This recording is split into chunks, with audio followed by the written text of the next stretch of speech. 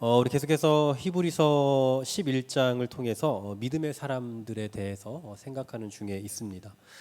믿음과 관련해서 교회 안에서 볼 수 있는 세 가지의 형태가 있습니다. 첫 번째로는 보이는 것만 믿고 나아가려고 하는 사람들입니다. 말 그대로 현실주의자들이죠. 그냥 이런 사람들은 현실에 갇혀서 더 이상 전진을 하기가 힘들어요. 그래서 보이는 그 수준 이상으로는 나아갈 수 없는 분들이 주로 이런 현실주의자들이죠. 현실적으로 우리 이거 안 되지 않습니까? 라고 생각해서 더 이상 발전이 없는, 발전을 저해하는 그런 스타일이 있죠. 또 한 가지는 자신이 혼자 꿈을 꾸면서 그것을 마치 믿음인 것처럼 착각하면서 살아가는 그런 태도입니다. 지극히 비현실주의적인 거죠. 이런 사람들은 현실주의자들 굉장히 비판해요. 어떻게 그렇게 현실적으로만 사냐라고 비판을 하는데, 사실 알고 보면 본인은 초극단적으로 초월적인, 그러니까 약간 신비적이기도 하면서 극단적인 초월주의에 빠져 살아가죠. 그러니까 말 그대로 꿈과 현실을 구분을 하지 못하는 그런 상태인 거예요. 뭐 예를 들면 이런 게 아닐까요? 뭐 우리 교회가 정말 많이 부흥했으면 좋겠습니다라고 생각하는 건 우리 모두의 기대일 거지만, 여기에서 이제 나타나는 이 두 번째의 케이스, 그러니까 혼자 꿈꾸면서 이것이 마치 믿음이라고 생각하는 분들은 그냥 굉장한 이상향을 이제 이렇게 그리는 거죠. 정말 비현실적인, 너무 초월적인 그런 것들을 그리면서 마치 그것이 굉장히 믿음인 것처럼, 그리고 그것을 따라오지 못하면 믿음이 없는 사람인 것처럼 이렇게 치부해 버리는 그런 모습으로 나타날 때가 있습니다. 세 번째로는 이제 믿음의 사람이죠. 믿음의 사람도 역시나 마찬가지로 보이지 않는 것을 바라보면서 살아갑니다. 보이지 않는 것. 하지만 이런 분들이 방금 두 번째 말씀드렸던 그 비현실주의자들과 다른 점이 있다면, 하나님의 말씀을 믿고 살아가요. 그것을 붙들고 살아가고 하나님의 말씀을 통해서 받은 확신을 가지고 살아가기 때문에, 사실 이런 사람들은 현실주의자도 아니고 비현실주의자도 아닌 거죠. 말 그대로 믿음의 사람, 하나님의 말씀을 믿고 그 말씀에 대한 확신을 가지고 살아가는 케이스다라고 볼 수가 있습니다. 오늘 우리가 생각해 보려고 하는 노아라는 인물이 바로 이 세 번째에 해당하는 사람이죠. 믿음의 사람이에요. 노아는 우리가 잘 알고 있는 것처럼 노아하면 생각나는 건 당연히 방주를 만든 거잖아요. 근데 이 방주를 만든 그 일은 노아가 어떤 꿈을 꾸거나 아니면 꿈을 이루기 위한 그런 일이 아니라 하나님의 말씀을 붙들고 그 말씀에 반응하는 삶의 태도였죠. 우리가 너무나 잘 알고 있는 내용이긴 하지만, 그러나 그 가운데 좀 담겨 있는 여러 가지 보이지 않는 면들을 오늘 한번 좀 생각해 보려고 합니다. 먼저 오늘 본문에서 이 노아의 믿음에 대해서 이렇게 표현을 하고 있죠. 믿음으로 노아는 아직 보이지 않는 일에 경고하심을 받았다라고 말씀을 합니다. 자, 보이지 않는 일은 뭡니까? 다 알고 계시다시피 홍수죠. 그런데 여러분, 이것은 아직 노아 시대에는 볼 수 없는, 또 전혀 가늠할 수 없는 그런 일들이에요. 방주를 만든다? 아마 모르긴 몰라도 뭐 정확한 건 아니지만 추측해 보건데, 그 당시에 배를 만들어 볼 일이 과연 있었을까라는 생각이 들어요. 그러니까 사람들이 과연 배를 만들 일이 있었을 것인가? 배를 만들고 설계할 수 있는 어떤 그런 과거가 있고, 또 그런 선례가 있어서 뭐 그것을 토대로 지을 수 있는 그런 환경이 전혀 아니었을 거다라는 거예요. 게다가 만약에 배는 많이 만들었다 치더라도 방주는 만든 일이 아마 없었을 겁니다. 방주. 여러분, 이 방주의 특징 중에 하나가 뭐냐면, 알다시피 방주는 다 막혀 있잖아요. 사방이 막혀 있지만 또 한 가지 특징이 뭐냐면 키가 없어요. 키가. 그러니까 운전하는 키가 없다고. 운전대가 없습니다. 뭐 돛이 있는 것도 아니고 키도 없고, 그냥 흘러가는 대로, 바람 부는 대로, 물결대로 따라갈 수밖에 없는 게 바로 방주예요. 여러분, 어떤 배를 이런 식으로 만듭니까? 세상에 그 어떤 배도 이런 식으로 만드는 배는 존재하지 않아요. 그러니까 이런 방주를 만든다는 것 자체도 노아에게는 모험이지만, 키가 없는 배를 만든다라는 건 더 말도 안 되는 일이에요. 그냥 그 자체가 말이 안 되는 일이에요. 보이지 않는 일을 위해서 이걸 준비한다는 거. 또 한 가지는 그 당시에 과연 홍수가 있었겠느냐 할 때, 홍수는 한 번도 난 적이 없었을 겁니다. 모르긴 몰라도 뭐 이건 정확한 게 아니에요. 학자들 사이에서도 의견이 분분하지만, 창세기 2장 5절에 보면 여호와께서 그 비를 내리지 아니하셨다라는 기록이 있습니다. 그리고 6절에 보면 땅에서, 지면에서 안개가 올라와 적셨다라는 기록만 있어요. 무슨 얘기냐면, 아마 잘하면, 이거는 추측입니다. 잘하면 그 당시까지, 노아 때까지 비라는 것, 하늘에서 물이 떨어지는 것을 경험해보지 못했을 수도 있다라는 거예요. 그러니까 못했다가 아니라 못했을 수도 있다. 그리고 그럼 어떻게 식물이 자라냐? 여기서 아까 창세기 2장 6절에서 말씀하고 있는 것처럼 지면에서 안개가 올라와서 적셔서 식물을 자랐을 수도 있다라는 거예요. 그러니까 비라는 것을 한 번도 경험해 보지 못했을 확률이 있고, 또 한 가지는 만약에 비를 경험했다 치더라도 홍수라는 건 경험해 봤을 리가 없다라는 거죠. 여러분 사시면서 홍수 경험해 본 적 있으세요? 많이 있으실 거예요, 아마. 네, 여러분 많이 있으실 것 같은데, 뭐 저도 뭐 홍수를 많이 보긴 했습니다만 뭐 홍수를 경험했다라고 말하기는 좀 그렇죠. 어쨌든 물이 차고 넘치는 것들은 많이 봐왔지만, 그래서 우리는 일반적으로 그런 것들을 봐왔기 때문에 비가 많이 온다, 뭐 강수량이 얼마다 이러면 어느 정도 예상을 할 수가 있잖아요. 얼마나 많이 올 것인지, 또 홍수가 날 것인지, 어디가 막힐 것인지 아닌지를 우리는 경험을 통해서 알 수 있단 말이에요. 그런데 노아는 알 수 있는 방법이 하나도 없단 말입니다. 한 번도 본 적이 없고 비를 본 적이 있다 하더라도 홍수는 본 적이 없는 게 분명할 거라고요. 근데 보이지 않는 그 일, 홍수라는 것이 비가 40일 동안 와서 홍수라는 것이 생길 거고, 그것을 위해서 한 번도 그동안 사람들이 지어본 적이 없는 키가 없는 방주를 만들어라라는 그 하나님의 말씀 하나만을 믿고 이것을 짓고 있는 거예요. 여러분 이게 바로 믿음인 겁니다. 이 자체만으로도. 왜냐하면 말이 안 되는 얘기잖아요. 지금 방금 말씀드린 이 두 가지만 가지고 보더라도 이건 있을 수 없는 일이에요. 할 수 없는 일이라고. 해서는 안 되는 일이에요. 그런데 하나님의 말씀을 믿고 그것을 한다는 거, 순종한다라는 거, 그것이 정말 엄청난 믿음인 거죠. 그러니까 우리는 여러분 여기 계신 분들은 다 믿음이 좋으시니까 하나님 말씀에 대해서 조금 이거 정말 그럴까라는 생각이 들어도 사실이라고 다 믿잖아요. 그런데 문제는 뭐냐면 그렇게 살아가는 데까지는 너무 힘들다라는 거죠. 그러니까 알긴 알겠는데 머리로 이해는 가는데 그대로 살아가는 것은 너무 힘들다고요. 반응하는 건 너무 힘들다고요. 근데 노아는 그렇지 않았다는 거예요. 노아도 마찬가지로 하나님의 말씀이 이해가 되지 않고 말도 안 되는 것처럼 들렸지만, 그러나 노아는 어떻게 했다고요? 반응했다고요. 실제로 그것을 만드는 일을 했다라는 거죠. 계산을 해봤을 때 분명히 말도 안 되고 어긋나는 일이지만 그러나 했다. 이것이 바로 노아의 순종의 모습이다라는 거죠. 근데 여러분 노아가 아직 보지 못한 일을 놓고 위에서 이것을 준비를 하는데 그 주변 사람들이 어땠을까요? 그 주변 사람들. 이제 우리가 오늘 노아가 배를 만드는 그 장면을 보셔야 돼요. 지금 지금 만들고 있다라고 생각을 하셔야 됩니다. 말도 안 되는 이 일을 지금 노아가 하고 있을 때에 주변 사람들이 어땠겠냐고요. 다 미쳤다고 했겠죠. 게다가 배를 지금 어디서 만들어요? 산에서 만들잖아요.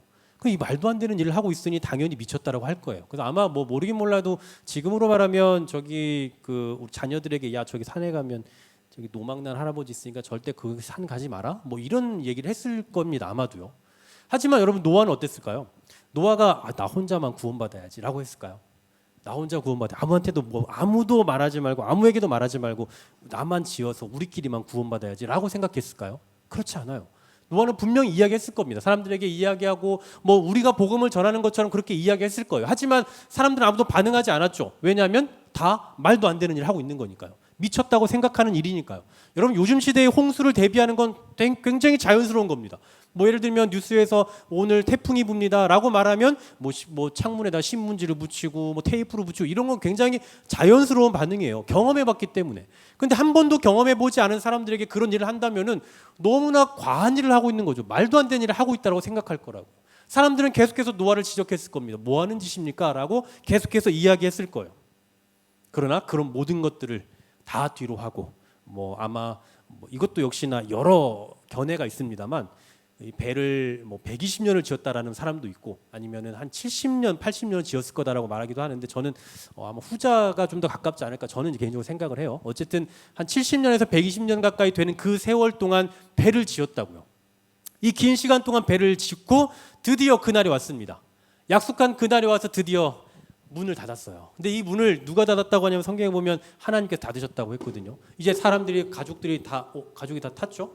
가족이 다 타고 나서 그리고 이제 마이크 괜찮으세요? 갑자기 소리가 바뀌었네. 다 타고 난 다음에 이제 사람들이 그 가족들이 다 타고 나서 하나님께서 문을 닫으셨어요. 그리고 나서 이제 어떻게 돼야 됩니까? 우리가 예상해 보건대 문을 닫았으니까 이제 어떻게 해야 돼요? 비가 와야죠. 근데 안 와요. 한 70년, 80년, 120년 배를 만들고 드디어 이제 여러분 잘 있어요. 그렇게 내가 그렇게 가자고 했는데 여러분 안 타니까 우리끼리만 갈게요 하고 타고 하나님이 문을 닫으셨다고요. 그럼 이제 어떻게 해야 되냐고 비가 와야 되잖아요. 비가 안 와요. 하루가 지났습니다. 또 이틀이 지났네요. 3일이 지났어요.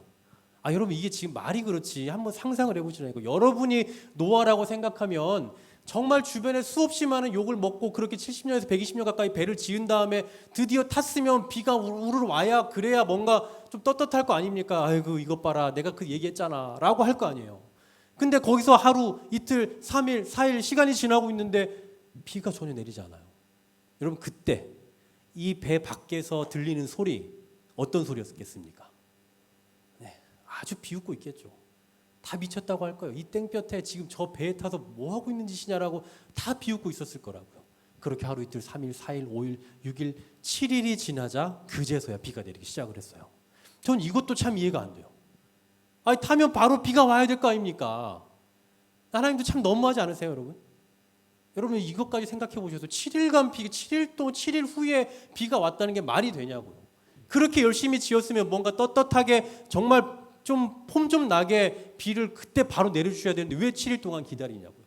그때의 이 노아가 가졌을 그 생각들, 그 심정들은 뭐 저도 상상을 해봤는데 이건 정말 나 같으면 진짜 미치고 활짝 뛰겠다 이 생각이 들어요. 왜냐하면 지금까지 세상에 그 수많은 조소를 뒤로 하고 만들어서 드디어 탔으면 그럼 뭔가 보여주셔야 되는데 전혀 보여주지 않으니까 그럼 내가 틀렸나? 라는 생각을 하게 된다고요. 여러분 예수님 믿으면서 내가 틀렸나라고 생각해 본 적 없으세요? 솔직히. 그게 무슨 소리야? 라는 반응으로 쳐다보시는데 한 번도 그런 적이 없을까요? 왜냐하면 바깥에서 사람들이 믿지 않는 사람들이 막 욕하잖아요. 야, 왜 그러냐? 뭐하러 교회를 가냐? 일요일에 뭐하냐? 일요일에 놀아야지. 뭐 무슨 뭘 하고 뭐 교회를 가서 예배를 하고 뭐 봉사를 하고 헌금을 하고 이런 걸 하냐라고 계속해서 주변에서 너무나 많이 이야기하면 그러면 가끔 그런 생각 안 드시냐고. 이렇게 하다가 만약에 죽었는데 천국이 없으면 어떡하지? 이런 생각 한 번쯤은 해볼 수 있지 않을까요? 뭐 제가 했다는 얘기는 아니에요. 네, 그런다고 하길래 그럴 수 있지 않을까요? 근데 그러한 생각을 가지고 있다가 막상 뭔가 현상이 나타나야 되는데 나타나지 않는다. 그러면 이제 그때 우리는 생각이 와르르 무너지죠. 그럴 수밖에 없다고요. 여러분 우리가 복음 전하는 게 힘든 이유가 뭡니까? 때로 우리가 이 복음에 대한 확신이 있고 예수님이 나를 위해 죽으셨다는 확신도 있고 십자가 지셨다는 확신도 있고 그리고 예수 믿어야 구원받는다는 확신도 있지만 그러나 복음 전하기를 꺼려하는 이유는 뭐예요? 사람들이 무시하니까요. 사람들이 내 말 안 들어주니까. 그러니까 사실은 꺼려하게 되잖아요. 확신은 있더라도 전하기가 꺼려진다고요. 주변 사람들의 그 반응 때문에, 그 여론 때문에. 노아도 분명 그랬을 거라고요. 그것을 만드는 그 수없이 많은 그 긴 세월 동안 세상 사람들의 그 여론과 그 다양한 그 소리, 소문들 이런 것들 때문에 정말 괴로워했을 거단 말입니다. 그런데 또 마침 7일 동안 또 내리지 않으니 얼마나 괴로웠겠냐고요. 여러분 믿음의 사람은요. 우리가 정말 오늘 본문을 통해서 배울 수 있는 믿음의 사람의 모습 중에 하나가 뭐냐면 믿음을 가진 사람은 믿음으로 무장된 사람은 세상의 여론이나 세상의 소리에 귀 기울이지 않는다라는 거예요. 근데 물론 우리도 그런 거에 밝아야죠. 뭐 그냥 제가 이런 얘기 한다고 해서 여러분 뉴스도 보지 말고 뭐 앞으로 세상 바깥의 사람들 상종도 하지 말고 여러분 예수만 믿고 교회만 나오세요. 이 얘기하는 게 절대 아닙니다. 솔직히 말씀드리면 저는 이 기독교 서적보다 일반 서적을 더 많이 읽어요. 저도요. 네. 그래야 세상을 더 이해할 수도 있고 뭐 그렇다고 이해를 하기 때문에 오히려 더 그러려고 일부러라도 더 노력을 하거든요. 그러니까 우리가 세상을 많이 알아야 되고 또 그렇다고 해서 믿지 않는 사람하고 벽을 치고 살면 절대 안 되겠죠. 함께 교류하고 저들은 어쨌든 우리가 전도해야 될 대상이니까 함께 교제하고 또 함께 어울리는 삶을 살아야 될 거예요. 그런 것을 하지 말라 이런 얘기가 아니라 저들이 우리를 향해서 비판하고 우리가 잘못됐다라고 말하고 이해가 되지 않는다라고 말하는 그러한 여론에 귀를 기울이지 말아야 된다라는 거예요. 특히나 여러분 요즘 같은 시대는 얼마나 더 그렇습니까? 코로나를 기점으로 교회는 엄청난 타격을 받았잖아요. 마치 무슨 교회가 엄청난 악의 무슨 구렁텅이나 되는 것처럼 교회 때문에 코로나가 뭐 발발했고 교회 때문에 코로나가 막 퍼졌고 뭐 이런 말도 안 되는 소문들이 막 돌아요. 그때 교회를 떠난 사람들이 정말 많았거든요. 제 주변에도 제가 알고 제가 가르쳤던 그런 젊은이들도 정말 많이 교회를 떠났어요. 정말 그렇다라고 생각을 해서. 교회 안에 있었던 사람들도 교회에서 신앙을 지켜야 될 그런 사람들조차도 세상의 여론에 귀를 기울이고 떠나버렸다고요. 뭐 이런 일들이 보통 일이 아닙니다. 제가 한 20년 넘게 이 부교육자 생활을 하면서 그 아이들 특히나 청소년들을 가르치면서 그 시대라고 말하기 뭐하고 그 때마다 뭔가 그 우리의 신앙을 송두리째 이렇게 흔들어내는 어떤 여러 가지 기조들이 있었어요. 뭐 여러분들 어떤 것들을 알고 계실지 잘 모르겠습니다만 뭐 제가 지금 그냥 언뜻 기억하기로도 꽤 오래전인데 무슨 다빈치 코드라는 그 책이 한참 유행했던 때가 있었거든요.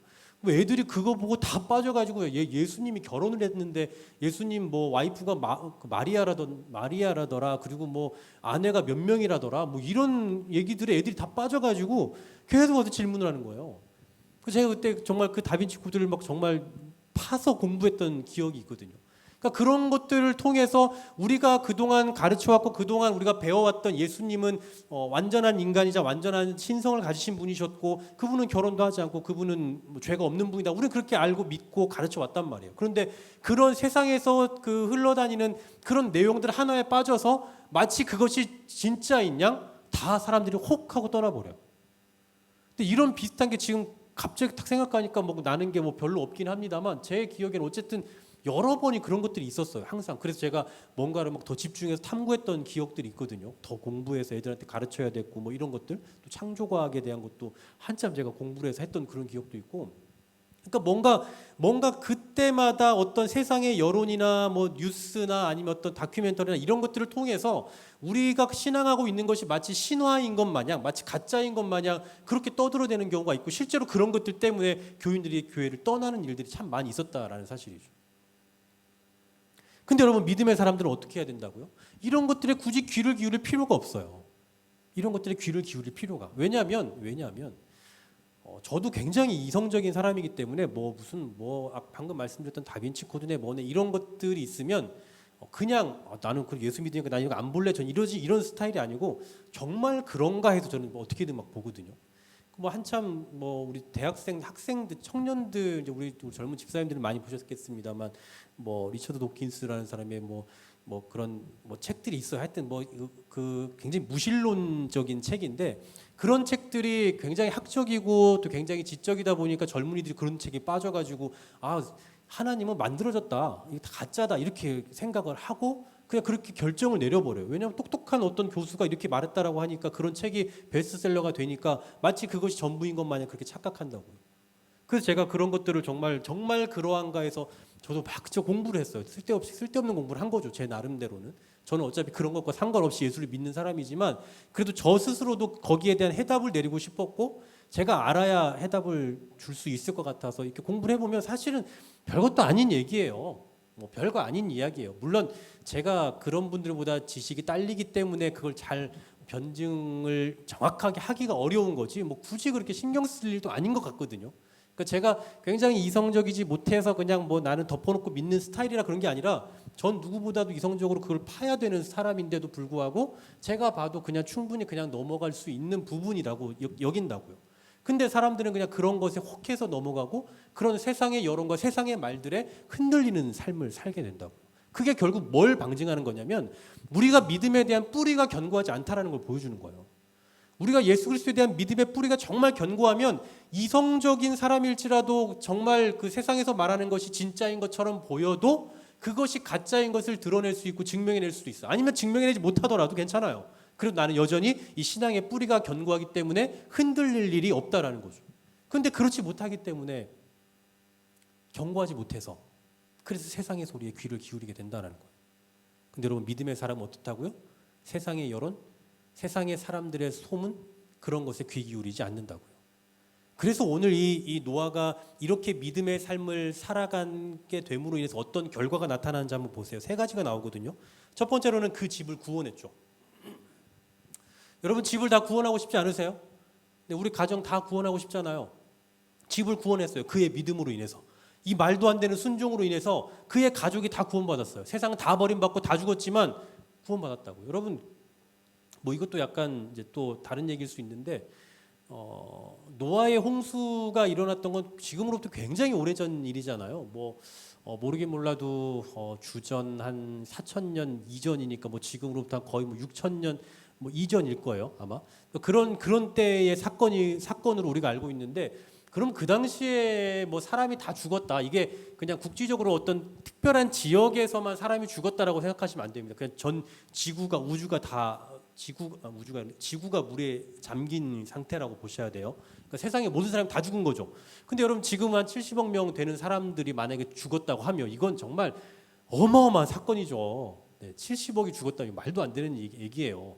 그러면 그 당시에는 뭐 한 3천 명 죽었나 보다 뭐 이렇게 생각하실 수 있는데요. 뭐 이것도 창조과학자들이 이걸 연구해 보니까 그 당시 이 시대를 나이를 계산을 해 보니까 뭐 이것이 확실하진 않아요. 뭐 저는 창조과학의 말을 막 100% 맹신하진 않지만 어쨌든 조금 신빙성은 있더라고요.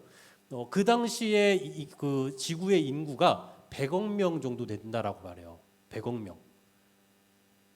놀랍지 않으십니까, 여러분? 지금 70억 명이 죽으면 말도 안 되는 엄청난 사건이잖아요. 그죠? 뭐 전염병으로 인해서 세계 1%만 죽어도 치사율이 1%만 도 어마어마한 거거든요. 예전에 뭐 우리 세계에서 가장 그 전염성이 강해서 많은 사람들이 죽었던 게 뭐 스페인 독감이다 이렇게 알려져 있는데 뭐 그런 게 있어도 뭐 정말 뭐 얼마나 죽었을까요? 잘 기억은 안 납니다만 어쨌든 그냥 뭐 대단히 많은 사람들이 죽었다라고는 기억하고 있지만 그게 뭐 전 지구적으로 뭐 다 죽고 이런 사건은 아니잖아요. 근데 여러분 100억 명의 사람이 한 번 다 죽었다고 생각해 보세요. 엄청난 일이잖아요. 근데 그 가운데서 우리 가족은 다 구원받았다. 그 믿음의 결과로. 두 번째로는 세상을 정죄했대요. 아까 배에 탔을 때 주변에 웃고 있었던 그 세상의 사람들. 그냥 자연스럽게 정죄가 되었어요. 니들이 틀렸다라는 것을 보여준 거죠. 세 번째로는 믿음을 따르는 의의 상속자가 되었다라고 말해요. 이것으로 인해서 노아는 이제 믿음의 사람의 반열에 오르게 되었다라는 거죠. 이 세 가지 복을 경험하게 되었다라는 거예요. 마지막으로 우리 한 가지 더 살펴보고 싶은 게 뭐냐면 노아의 때에 그렇다면 이 때의 그 사람들의 분위기가 어땠을까라는 거예요. 창세기에 보니까요. 6장 11절에 보니까 그때 온 땅이 하나님 앞에 부패하여 포악함이 땅에 가득했다라고 말씀하고 있습니다. 온 땅에 부패해서 포악함이 가득했다. 그리고 똑같이 베드로 후서 2장 5절에도 노아가 살던 시대의 특징에 대해 이렇게 말씀하고 있네요. 옛 세상을 용서하지 아니하시고 오직 의를 전파하는 노아와 그 7 식구를 보존하시고 경건하지 아니한 자들의 세상에 홍수를 내리셨다. 경건하지 아니한 자들의 세상이라고 단정을 짓고 있어요. 그 시대는 노아가 살던 시대는 불경건한 시대였고 그런 사람들이 정말 많았던 시대였고 또 하나님 보시기에 바르지 못한 건강하지 못한 그런 세대였다라는 것을 성경은 말씀하고 있다라는 거죠. 그런데 그 세대에 그때에 그러한 세상 가운데서 노아는 어떤 사람으로 인정받고 있다고요? 의롭다 하심을 받았다라고 말씀하고 있다라는 거죠. 그러니까 세상에 다양하게 의로운 사람들 가운데 묻혀서 의로운 사람이 된 게 아니라 세상은 악하고 포악하고 죄악되지만 그 가운데서 묻어지지 않고 그 가운데서 묻어 살아가는 것이 아니라 이 노아만큼은 의로운 삶을 살았다라고 그렇게 성경은 고백하고 있다라고요. 여러분 죽은 물고기는요 그냥 물에 흘러가는 대로 다 쓸려갑니다.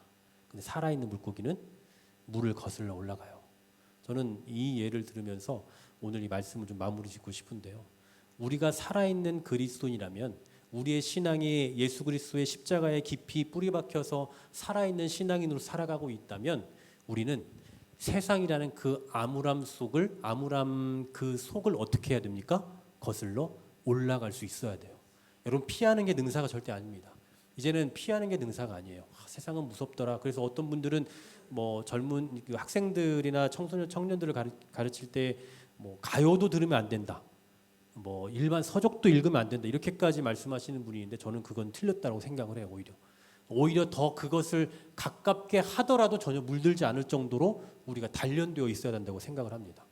더 TV를 막 보더라도 뭐 다양한 그 어떤 그 가요를 듣고 뭐 그런 세상적인 우리가 소위 세상적이라고 하는 그런 것들을 접하더라도 그런 것에 현혹되지 않고 넘어지지 않고 오히려 그것을 내가 그 선함으로 바꿔갈 수 있는 그러니까 우리가 금묵자흑이 아니라 오히려 뭐 이런 말도 없지만 금묵자백 오히려 저 어두운 곳에 가서 오히려 그것을 환하게 바꿔낼 수 있는 그런 정도의 영향력을 가져야 되는 게 바로 우리 그리스도인이라고 생각해요.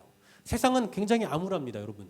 뭐 지금도 그렇고 지금이 아니라 제가 예전 어릴 때도 늘 그런 얘기를 제가 들어왔거든요. 정말 세상 무섭다 이런 얘기를 들었는데 지금은 더 무서워졌죠. 앞으로 한 20년 30년이 지나면 더 무서워질 거예요.